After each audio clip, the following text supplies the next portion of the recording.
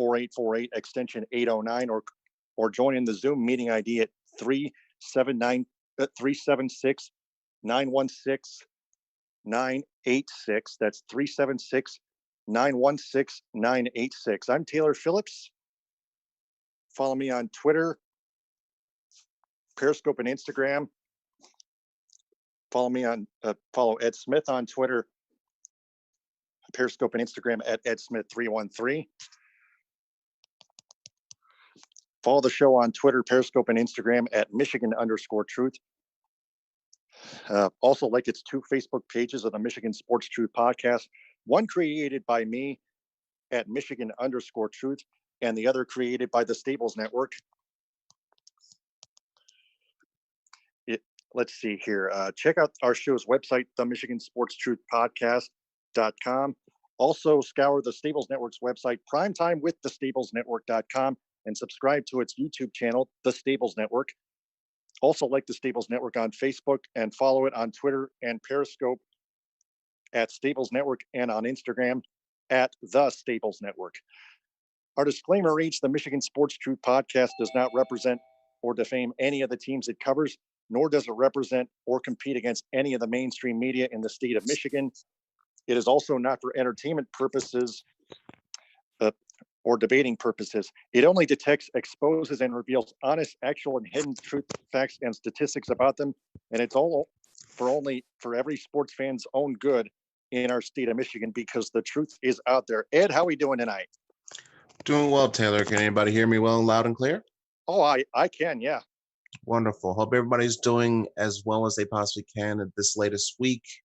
You know, as the numbers keep rising, and the death toll appears to keep getting bigger and bigger. You know, it's just hopefully everyone is maintaining as safe a distance as possible and trying to keep up some reserve of hope and strength here. Yeah, and this has nothing to do with sports, but it's more important. Did you see that? Did you hear the news about that protest rally in Lansing? Oh gosh, that was Unfortunately, yes. Without delving too deeply into the political realm of discussion in terms of rants or partisan bias here, I just thought at the very notion you're defying an order that is at the very least looking out for your public safety and those around you.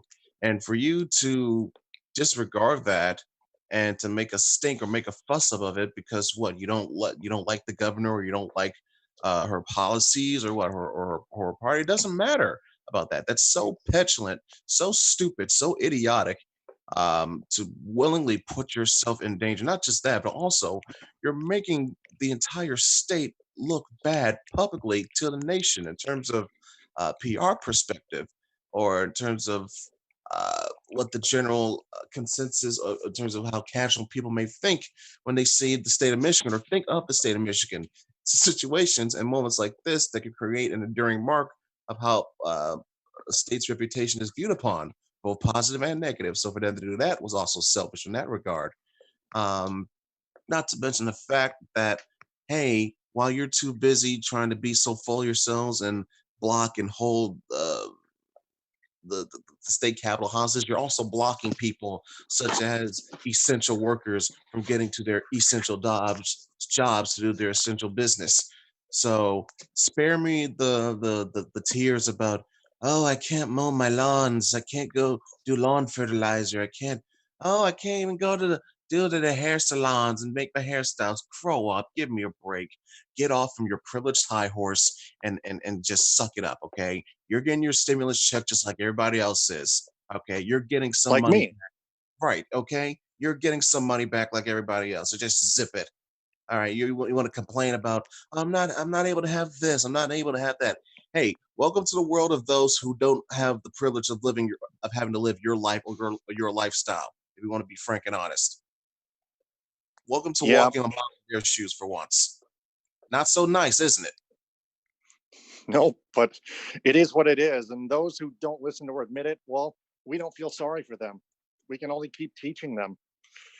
But then again, those are just Republican slaps that just cater kowtow and cater to Donald Trump and his Republican evil And we're not, administration. and the thing is, it's not trying to make it a partisan issue or left versus right. It's just common damn sense, people. Yeah, yeah. I would not be surprised if Trump condoned that rally if he ever Of saw course, or ever because you heard about saw it. people nothing but waving Confederate flags and "Don't tread on me" flags, and you know a few of them has got to have a And MAGA hat Trump or two flags on and them. Trump signs. Please, Oh God, those people are evil to there's at themselves. least, and plus, well, you not to mention that I saw, I hate to bring up this topic, but like you notice the certain tone of the pigment of each and every one of those quote unquote protesters, correct? You notice how the general consensus was about the certain skin of them, correct? Correct. Food Yeah. for thought. Food for thought. Yep. Just yes. Hopefully that's over, and hopefully that'll never happen again. Oh no! It's called what it is was just a stunt done by a few idiots that don't know what the hell they're doing. Then they're trying to appease their Few demagogue. thousand idiots. Okay, and if I'm Governor Whitmer, well, what am I going to bow to this issue? Hell no, I'm not. Because if bend the knee to this, then that's going to open the floodgates to, oh, what about boaters? What about fishers? What about hunters? It's just going to open up Pandora's box, and you just don't even need that. It's called people listen to the order, stay your asses at home. Yeah. Yes. Exactly. Spot on. Yeah. Otherwise, you're just going to get fined. Period. I mean, if you notice in the West Coast, states like California, state like Oregon. I know people don't like to admit it because they're the liberal territories, but if you notice that Oh. based on the measures that they've been following and endorsing and enacting upon, that what they're starting to flatten the curve a little. And granted, it's not like a complete dead haul like we're seeing in South Korea, but still, it'll be far way less better than what we're seeing currently still in Michigan and in New York. Yeah. I mean, really, we were For starting to flatten God's the curve, sakes, and then this happens. Florida itself as a state has more cases than South Korea. How the hell does that happen? Oh gosh, that's terrible. I can't even laugh. It's not funny. No. Well, that's just a message sent to Donald Trump and his supporters. Take that. Mm. If you can't handle it, too bad. Take it like men. Take it like adults. And What? they have the nerve to classify those who disagree with them as snowflakes. That was very snowflakey of the showcase that type of behavior to that day. How about that? Yeah, yeah. Those Republican protesters are snowflakes themselves. Back at them. Take that. Okay, you want to have this type of outcry because you're being told to stay at home so you don't get sick and die. But I don't see you seeing you having this type of energy when Flint had their water poison. But that's another topic for another day. I digress. Yeah, and God, I hope Stephen Colbert picks up on this later tonight, 11:35 on CBS, on your local CBS affiliate, 9 and 10 News up here in Cadillac.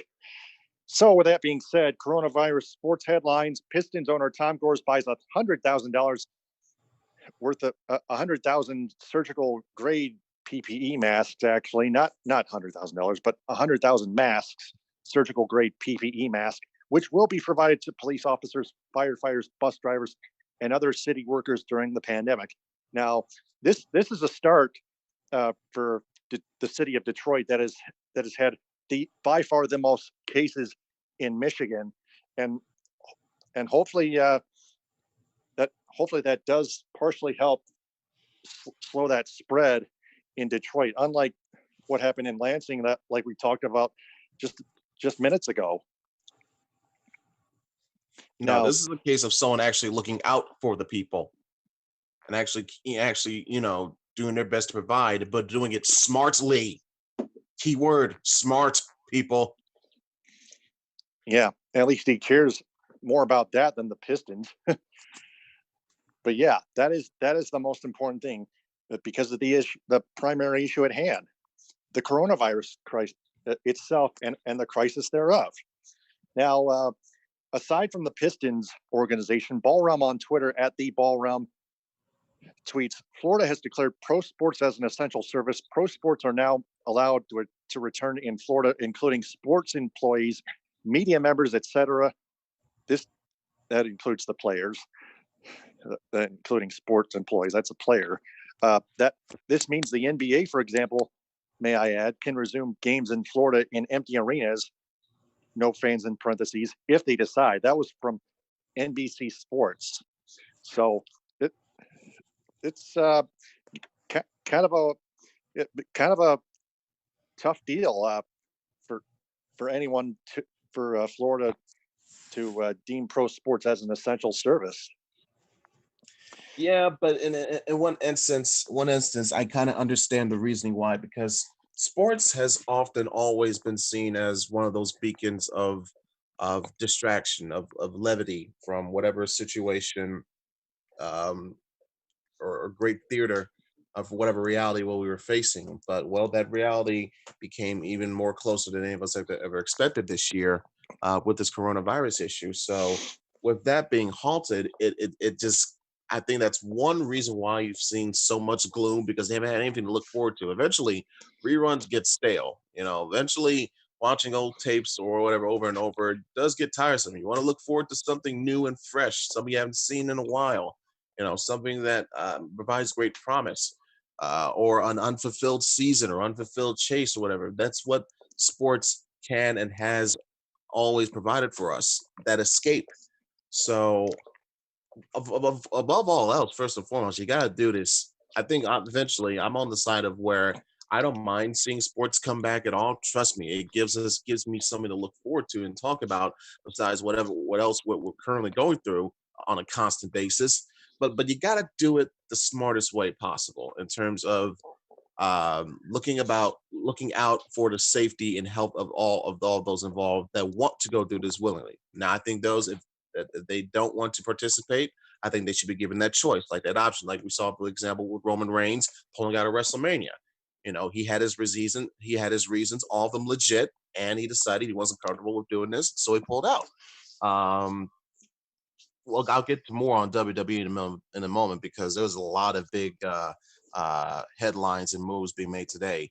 But in regards to WWE, before I segue into that, it is worth noting that despite not having a certifiable union or being relegated to report taxes or anything of that nature, um, while not being considered the quote unquote legitimate enough of the sports, professional wrestling, i.e., WWE, is getting a huge boost by being considered an essential sport, or an essential business, I should say, in terms of this whole decision that was granted by Republican Governor Ron DeSantis.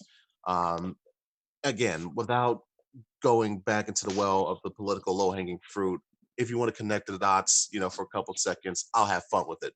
Ron DeSantis, as you know, is a good personal ally of President Trump. What is also well known as with WWE, with their having their performance center in the state of Florida for convenience sake, just having taped WrestleMania there and all that jazz with the trainees and whatnot. Um, Vince McMahon is good friends. Not only is he good friends with the president, his wife Linda is a part of the president's cabinet, and also, and recently, as documents revealed, after Vince McMahon's XFL had to file for bankruptcy, it revealed that not only was Linda McMahon contributing money, millions of dollars, into a campaign super PAC, also the WWE themselves, after Vince McMahon reportedly told investors that WWE had no way in shape or form any type of involvement with dealing with the XFL in this iteration, turns out they owned almost a full quarter, a percentage worth of XFL stock. So that's probably a good reason why Vince filed for bankruptcy the way he did what he did, knowing this news was coming in, knowing it was going to help replace some money that he was going to be losing regardless. And the fact that he just did all that shooting and pulling for WrestleMania. So connect the dots with that as you will. And Yeah, that's just for WWE. I'll get back to WWE in a second, but in terms of the UFC, man, I'm pretty sure if you're President Dana White, you're jumping on that if you have not jumped in it already. of course, with the craziness in regards to Habib Nurmagomedov and Tony Ferguson and UFC 249, is it happening? Is it not? Is it canceled? Is it spin? Is it moved? Frankly, at this moment, obviously, it was announced UFC 249 was canceled and all UFC events were put on indefinite hold. Now, with this latest Florida essential business news springing up, from what I had saw online from Brett Okamoto of ESPN, Dana White is still adamant of putting together an event, a card of some sort in the spring. Obviously, the 249 card will not be going down this Saturday night, but there is a chance that since May 9th was originally scheduled to be UFC 250 emanating from Brazil, obviously that is not happening in Brazil in terms of overseas travel.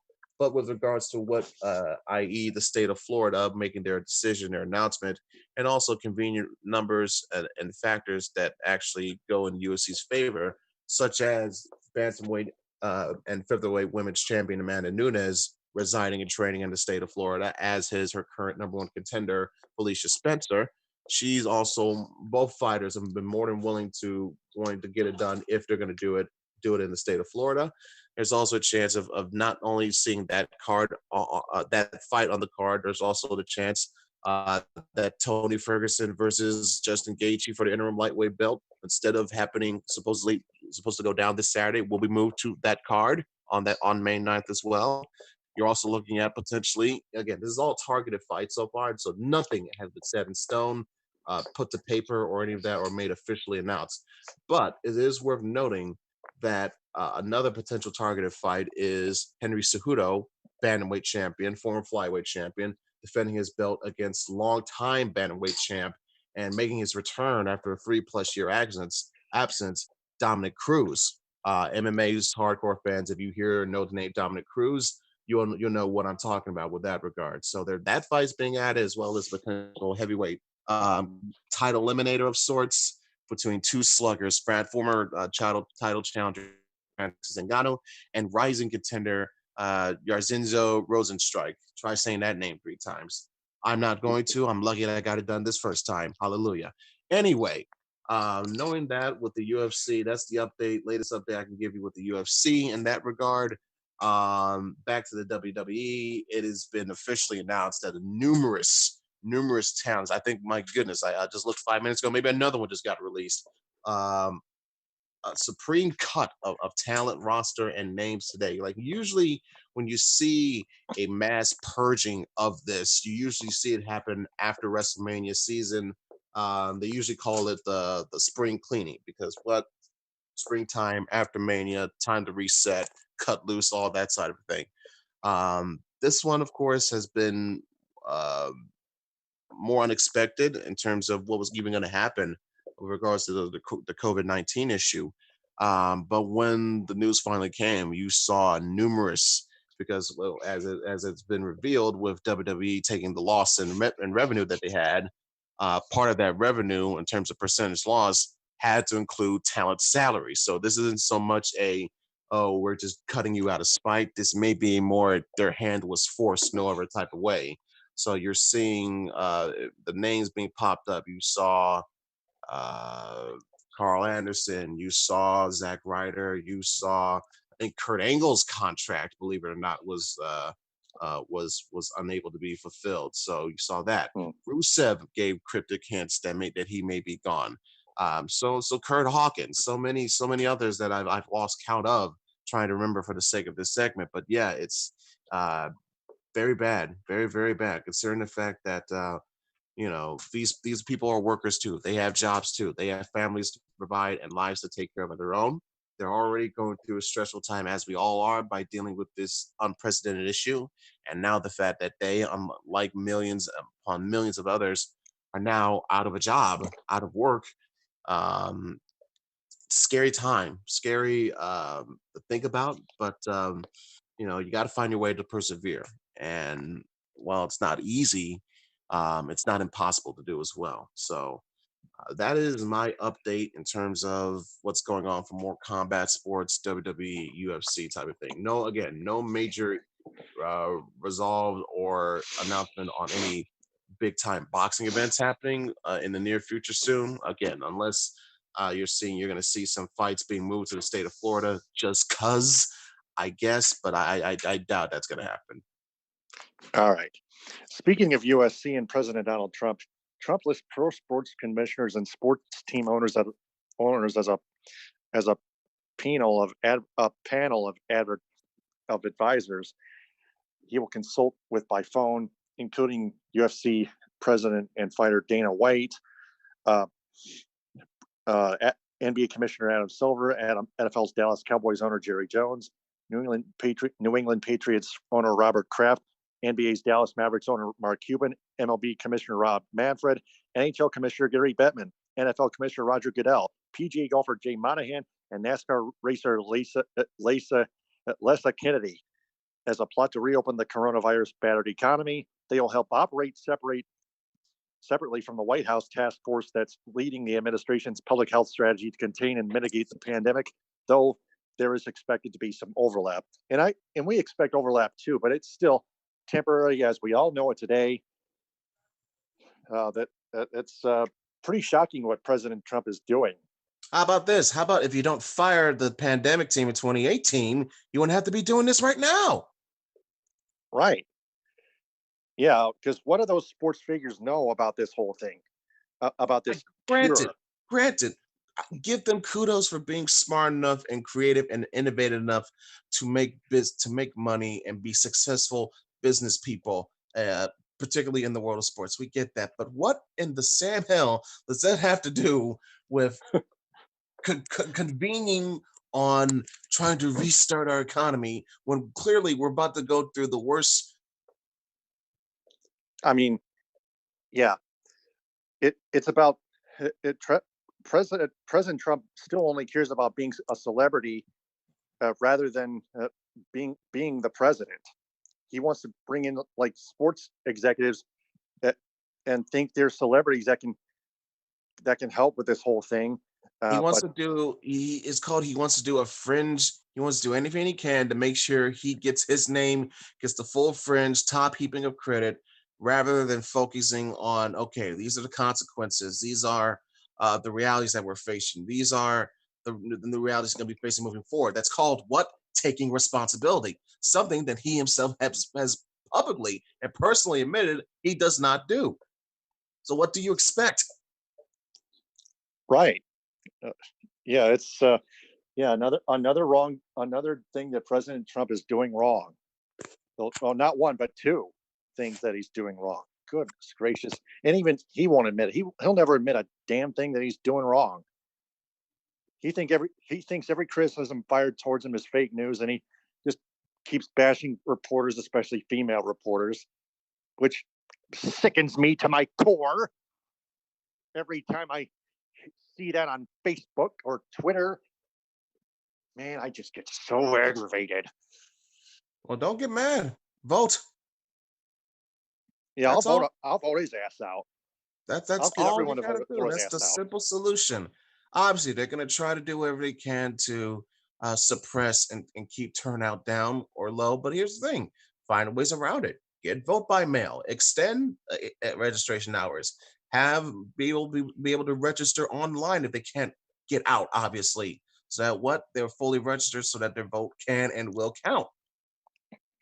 Obviously, I'm not saying go full on online voting. No, no, God no, but being at least to vote as safely and as accurately as possible should be the main thing, especially this election cycle. Yeah, yeah, and that that's the point.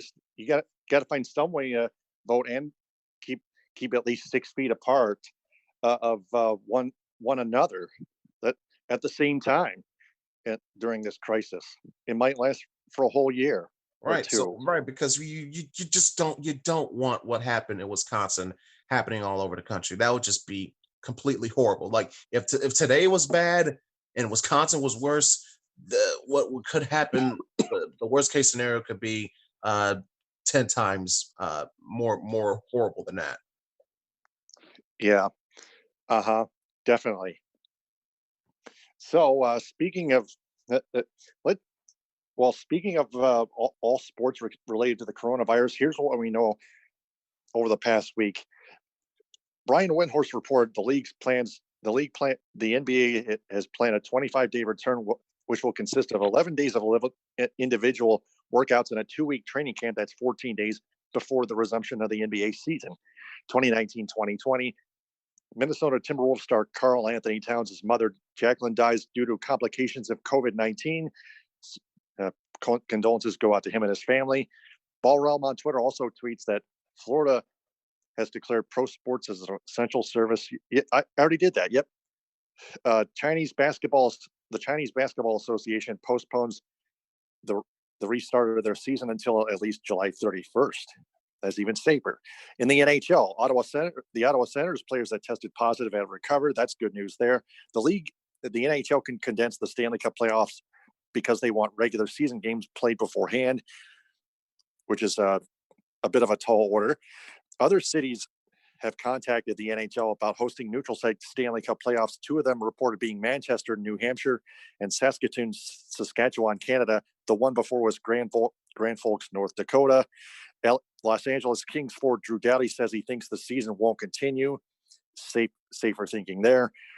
The NHL could delay the start of the 2020-2021 season, open to start, and because they are open to starting the 2020-2021 season in November to resume the 2019-2020 season. Hockey consultant Marlo Stoudemire died from COVID-19 complications.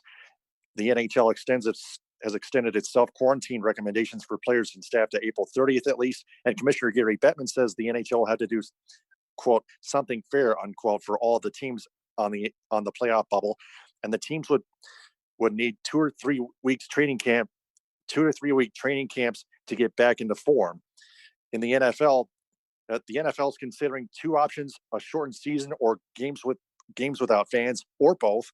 In college football, people around it have a strong conviction that there will be a season this year amid the pandemic.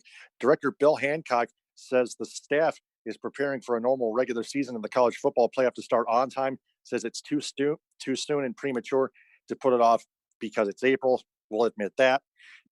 Vice President Mike Pence and College Football Playoff Management Committee are centered on the impact of the coronavirus on college sports. Big 12 Commissioner Bowlesby told Vice President Mike Pence that campuses needed to be open first before college sports can start again.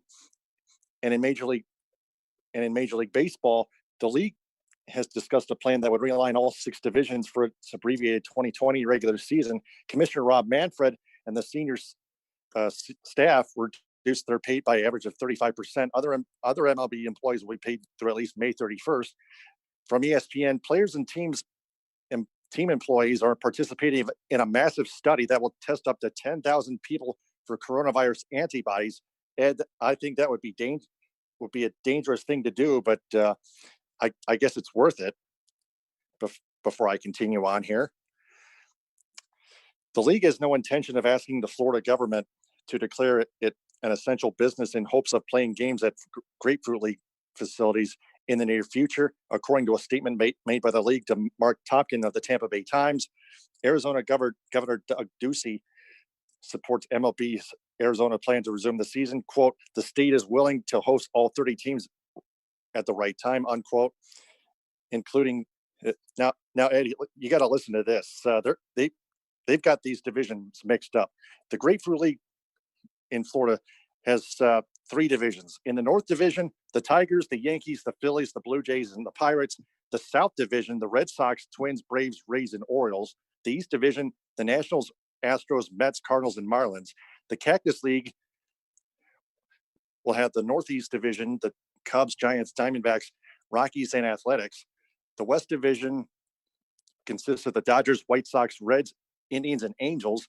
And the Northwest Division consists of the Brewers, Padres, Mariners, Rangers, and Royals. Now, the problem I see with that, with the division realignment, is they're not geographically organized. They have to be organized geographically, just like my NHL concept division realignment concepts. And you and I've talked about this before on the air about a while ago. Of course. Yep. So here's my realignment concept. The Grapefruit League will consist of the Northeast Division, Southeast Division, and Atlantic Division. The Northeast Division will consist of the Detroit Tigers, the Minnesota Twins, the Toronto Blue Jays, the New York Yankees, and the New York Mets. The Southeast Division will hopefully consist of the Atlanta Braves, Tampa Bay Rays, Florida Marlins, Houston Astros, and St. Louis Cardinals. The Atlantic Division, the Washington Nationals, the Baltimore Orioles, the Boston Red Sox, the Philadelphia Phillies, and the Pittsburgh Pirates. Now, these three divisions, for example, make more sense. The Cactus League, the Southwest Division will consist of the Arizona Diamondbacks, Texas Rangers, Kansas City Royals, and the Colorado Rockies, and the Oakland. Oh wait, and the oh shoot, I forgot to insert the Athletics there, but I think I think there would be man of the let's see here, the Southwest Division. I got it here on my card. The and the Southwest Division will consist of the Seattle Mariners, even though they're Northwest. The Mariners are Pacific, actually. So if you switch those, um, oh, drat. But anyway, the Pacific Division will consist of the Los Angeles Dodgers, the San Francisco Giants, the Los Angeles Angels, the, the, the Oakland Athletics, and the San Diego Padres. And I don't know where to put the Mariners, but the Central Division consists of the Chicago Cubs, the Chicago White Sox, the Milwaukee Brewers, and the Cincinnati Reds and the Cleveland Indians. So those are bunched up in five in the Central region. That's why I call it the Central Division. So a bit of a mix-up in my head between the Southwest Division, and the Pacific Division. I would. It was man. That I would have wasn't a to bad rename. list, though. It wasn't a bad put together idea, considering the fact that you're trying to combine logic and storied history as well. So I would rename the Southwest Division the Midwest Division and put the Mariners in there with the Diamondbacks, Rangers, Royals, and Rockies. I'll keep that in mind. In fact, I'm going to edit my script here and right now, and let's see. I'm going to write down Midwest Division right here, just like that, and consider that done. So the Diamondbacks, Rangers, Royals, Rockies, and Mariners in the Midwest Division. The Giants, Dodgers, Angels, Athletics, and Padres in the Pacific Division, and then the Central Division, the Cubs, White Sox, Brewers, Reds, and Indians. So there you have it. I got it figured out now. nice. So 33 and change minutes in. So there's even more after that. ESPN's Tim Kurkjian said in a source mentioned Japan as a possible location for the 2020 season. That's that would be a little bit risky. That's all I know. And the league's Arizona and MLB's Arizona plan will only be short term, as teams are expected to return to their home ballparks after the first 2 to 3 months. The league plans to start the season as early as late May, probably May 31st. I would imagine. And finally, in Major League Soccer, an alert misidentified MLS Commissioner Don Garber in a story about restarting the season with a tournament format in neutral locations. That report says Garber and the league were exploring that as an alternative structure. MLS plans to postpone matches through June 8th, and Sounders owner Adrian Hanauer says the team's financial losses will be astronomical. So those are all the coronavirus sports headlines that we have for all of you, our audience. So Ed, you want to add? I'm pretty sure you've got a lot to add, so go ahead. Basically that filled up. Yep. Yeah. Yeah, I can't really think of what else to add other than test games possibly being played by the NHL, experimenting with possibly opening with no fans just to test out what Dr. Fauci was talking about when asked about is there a way to restart or reopen sports leagues. And he mentioned there is a way to still do this without endangering the safety and health of too many people. So he is a proponent of the no fans idea, which is more than understandable. And that's a starting block. So I think the fact that Dr. Fauci himself was openly discussing and talking about it gives me credence to believe that it's a slow process. But again, all of this is a slow process.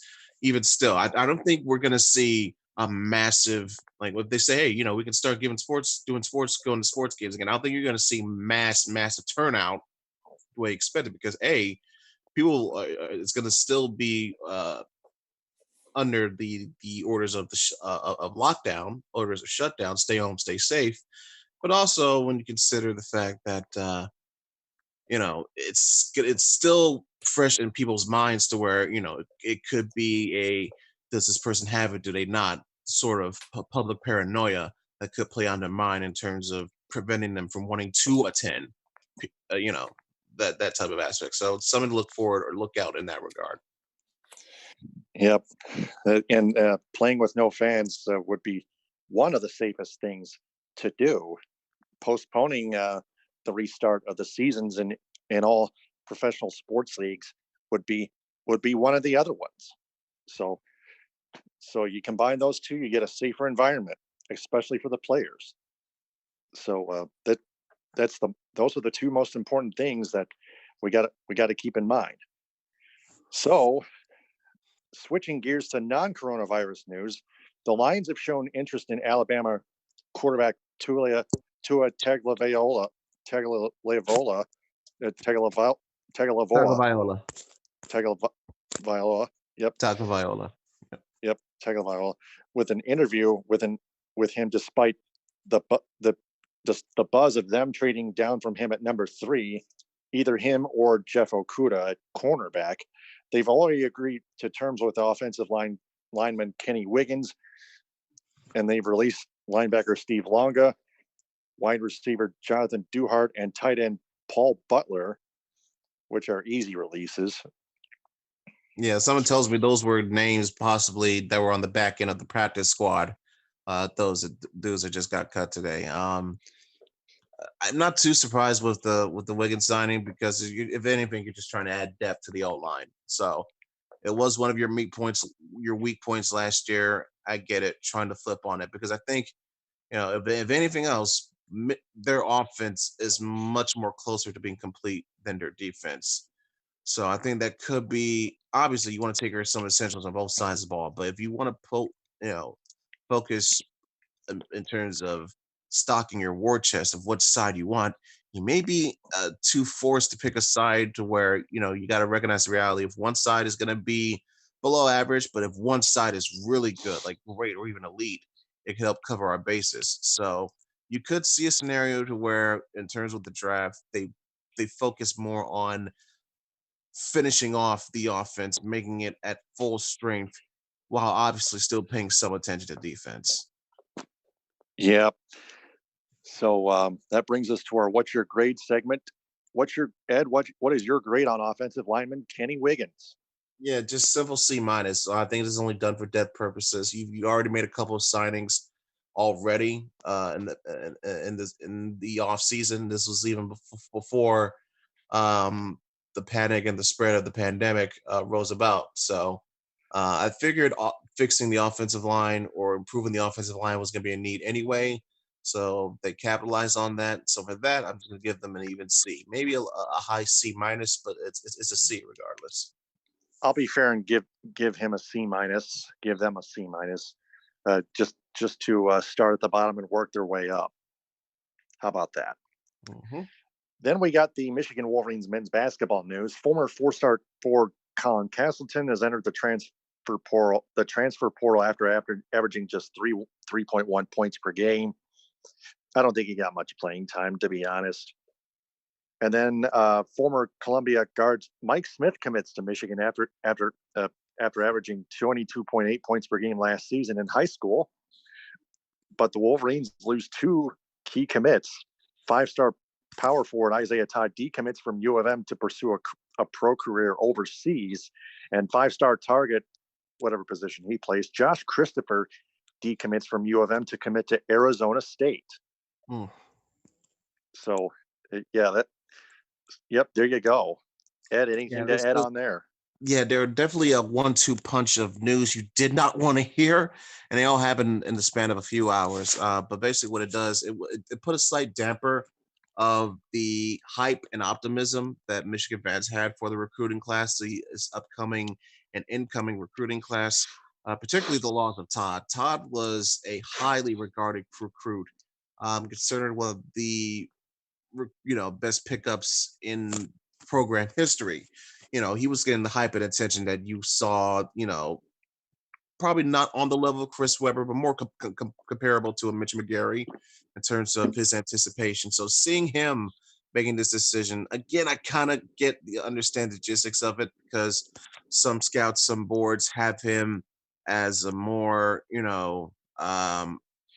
as a potential top draft pick for 2021. So I'm thinking, if you're Todd, you have a better chance sharpening that stock and resume by putting on impressive highlights overseas, as opposed to facing possible tough challenges here domestically and abroad. So that could be one aspect that pays into that, and the fact that you mentioned professionally, as in he's going to get a check of some kind. Granted, it's overseas, but he's going to get paid to do what he does best before he enters the big boys. As for Michigan, I'm not saying ring the panic alarm, because you go from having a stalwart class to still having a damn good class, because you're still amongst the top in the Big Ten. I think now you only fell behind Michigan State by mere percentage points for best overall top recruited class in the Big Ten, including according to some metrics. You still, like you mentioned with Mike Smith, you still able to get him to come on board. But this does put some pressure, I think, on Isaiah Livers, because with regarding to whether or not the NBA comes back now or in the foreseeable future, that's playing a role in Isaiah Livers making his decision whether to remain in the NBA draft test, in the NBA draft pool, or saying I'm going to come back for another year in Michigan. Because now, when you see the names pop up and drop out, you're seeing potential spots and playing time open up here. So if you're Livers, that is one aspect that could play heavily into making your decision, knowing the fact that you do have some unfinished business at school, knowing that some of your teammates prior, like for example, Franz Wagner, he's going to be available for you the gel off of. Eli Brooks is another. So those aspects, if you're a Michigan fan, you hope that Isaiah Livers is weighing upon in his mind. But again, either way, I'm not going to fault the young man for making the decision that's best for him and his family. So there's that. Yeah, Isaiah Livers. Yeah, good point on him. We talked about Isaiah Livers last week. He wants a big contract, a big guaranteed contract, like as we recalled, while getting drafted. Otherwise, Thing is, he's not being seen as amongst the top, even like say a mid-second round. Obviously not lottery, no, but he's not even considered as a second round pick on some boards. So there's always that risk of going undrafted. So that's a lot for Livers to hang his head on and think about. But Michigan is still getting some recruits. I think you mentioned. Let's see, he was getting a 7'2" kid, big guy coming in for high school recruits. He was replacing John Teskey essentially. Yeah. Mm-hmm. So that was among one. So there were others, but Michigan is still again. There's Hunter Dickinson. That's the center I was referring to. Terrence Williams, 6'6" forward out of the nation's capital. You are getting some help point guard wise with Zeb Jackson, even though that's now going to be a major barren hole for Michigan with the losses they've suffered recently. But you're still getting some good pieces here together. It's not the full piece of the pie that you wanted, but it's still a solid piece nonetheless. Yep, absolutely. So we got 10 minutes left. Why don't we try to squeeze in that TMSTP Story Vault segment in before before we wrap it up with a closing statement. Jeff Moss of the Detroit Sports Rag headlines, and now the rest of the Doug Fister story from October 23rd, 2016. Tigers man, the real reason Tigers the Tigers traded Doug Fister away is because we get to the stuff we really didn't know. It's delicious. That was at number 3. Scrolling down, skipping ahead, there was a personality conflict between Fister and Justin Verlander when they were teammates on the Detroit Tigers roster. It was so extreme that sources that have told Moss that Fister went to Dombrowski to complain to the general manager that Verlander was damaging team chemistry and morale. It is Moss's belief that this team chemistry issue manifested itself when Fister and other players became upset that Verlander used his clout to get director of team travel Tyson Steele transferred from working with the Tigers to a new gig at Little Caesars Pizza. As Moss wrote on May 5th of this year, Steele ended up marrying Verlander's longtime girlfriend, Emily Yoon, Yeun is how it's spelled, after the Cy Young winner, Justin Verlander, unceremoniously dumped her for Kate Upton. Steele was a very popular figure in the Tigers clubhouse, with many of the players giving Steele huge tips for assisting them with their accommodations, and some players, it appears Fister was one of them, were incredulous that JV would get Steele transferred when he had done nothing wrong.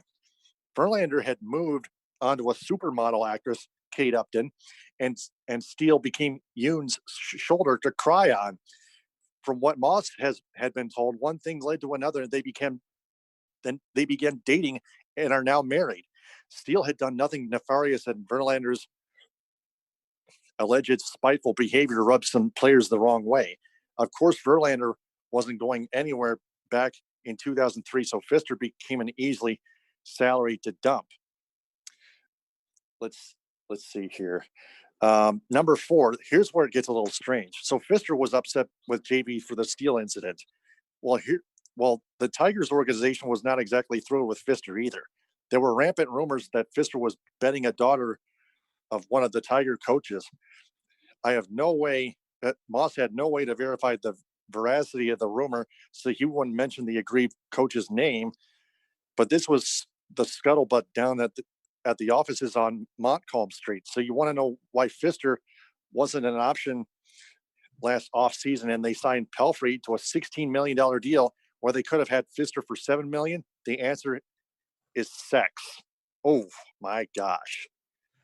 Yeah, that is so brutal. It's like parts that's reminding me of the whole Adrian Dantley being forced out of the Pistons type of deal. And in one aspects, in terms of when you hear of Fister and JB colliding, but then there's this aspect. This is like, what is this, Jerry Springer all of a sudden? Oh boy. Oh. So that led to Doug Fister complaining to Dave Dombrowski. It's as if he asked Dombrowski to trade Fister to wherever for Robbie Ray and others. And Robbie Ray did not do too hot for the Tigers in 2014 before going to Arizona and doing a lot better. A strikeout per 9 rate, per 9 innings rate of 11.25. Yikes. That embarrasses the Tigers organization. If you scroll down and skim the rest of the details in Moss's article from October 23rd, 2016, man, I just embarrassing, but not surprising. Yep, definitely. The part that makes it, Tigers fans had one major complaint about the Fister trade, and it wasn't that Doug got dealt. It made perfect sense to swap one of the team starters to fix other issues the organization had back in the winter of 2013. The rub was always the return. For a starting pitcher coming off a 4.1 B WAR or batting WAR, whatever that stands for, in 2013, Dombrowski received Italian Don Kelly, a nondescript situation lefty reliever prospect, and a starting.